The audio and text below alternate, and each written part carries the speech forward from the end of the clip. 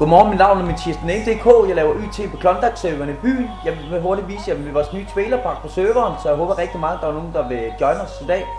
Vores første PvP-turnering bliver afholdt den 29. juni. Der vil være ægte penge til førstepladsen, og der vil være ramt biler og så videre til andenpladsen. Jeg vil meget hurtigt vise jer trailerparken. Der fik vi sådan nogenlunde færdig i går. Trailerparkerne kommer til at koste ca. 1000 kroner om dagen at leje, så det er jo ikke det helt store. Du laver hurtigt 1000 kroner på serveren.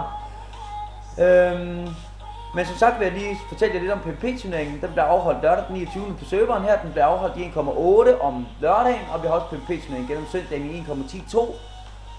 Til dem, der gerne vil prøve at kæmpe det også. Men starten af trailerparken, den kommer til at gå herude. Det er herude, du kan sejle ubåd på vores server.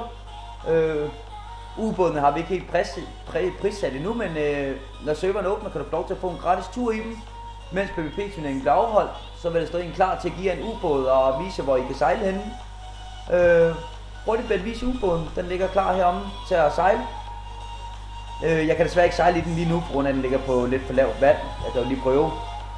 De kan faktisk sejle rigtig stærkt. Du kan se, at der er night vision i dem også. Det er rigtig sejt. Hvis du ikke har prøvet det før, kan du som sagt prøve det gratis lørdag den 29. juni.